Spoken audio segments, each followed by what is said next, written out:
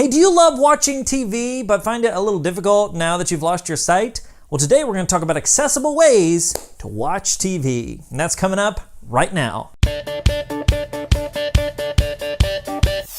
What's up, VIPs? Derek here, back with another video where it's all about helping you discover life after sight loss. On this channel, we do product reviews, life advice, encouragement, how-tos, and so much more. So if that sounds good to you, consider smashing that subscribe button so you don't miss another single video. Hey, I love watching television. I love getting involved in TV shows and plot lines and characters and all that sort of thing. I love popping in a DVD or a Blu-ray and just going to town. I love television watching. But since I lost my sight, it can be a little more challenging. The good news is it's a lot better now than it was a decade ago, so you've got a lot more options. So today, I thought I'd just talk a few minutes about accessible ways to watch television. First of all, if you've got cable or satellite, you might have a little more difficulty with this because cable and satellite don't often provide accessible ways to view the guide or what's on the screen and things of that nature. Now I will say there's some companies, I think Xfinity has a talking guide, but for the most part, cable and satellite isn't going to be an awesome option if you have visual impairment.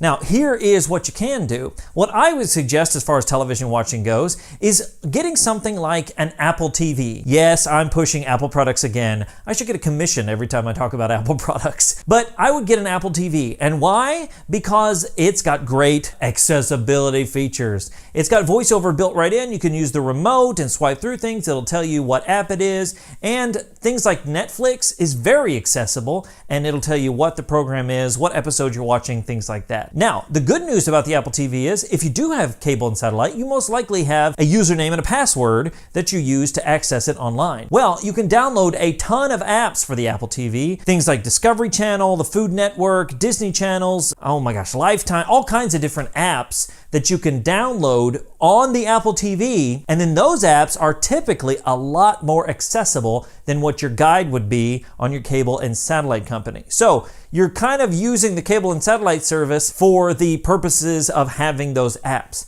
Now, I have something called PlayStation Vue, which if you want to pick that up, it's really cheap, it's really good, it's live television, but streaming, so it's got an app on the Apple TV, and it works really well. It's not perfect yet, but it works super well, so I'm really pleased with it. So if you want to watch TV, I suggest you get something like an Apple TV so that you can accessibly get things sitting on the couch. Now, if you want to see the TV, if you have some usable vision left, obviously, sitting way back on the couch isn't helpful. So you're gonna have to sit close to the TV, and you're gonna have to get one big enough to see. But that doesn't mean you need to go out and blow, thousands of dollars. We bought a 60-inch Vizio TV, and it wasn't that expensive. And my wife sits on one side, I sit over here by the TV, and it works out really well. Find your space in watching the TV, and you may not be able to watch every single show like that, and you may not be able to have your whole family watch it like that, but if you can, get as close as you can, but remember, eyesight is important and what you have left is important, so don't strain your eyes all that much. And finally, remember, a lot of Blu-rays and things like that are coming out with audio description built right in, so you can watch your favorite movies with audio description, and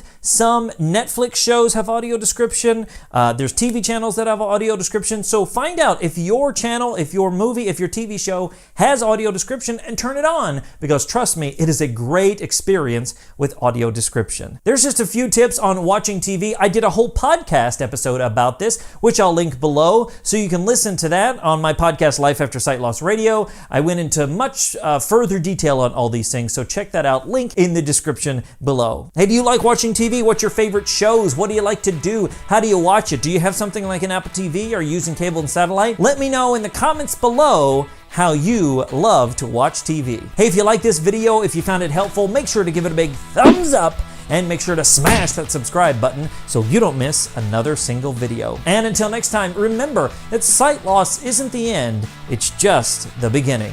My name's Derek Daniel from lifeaftersightloss.com, and I'll see you in the next one.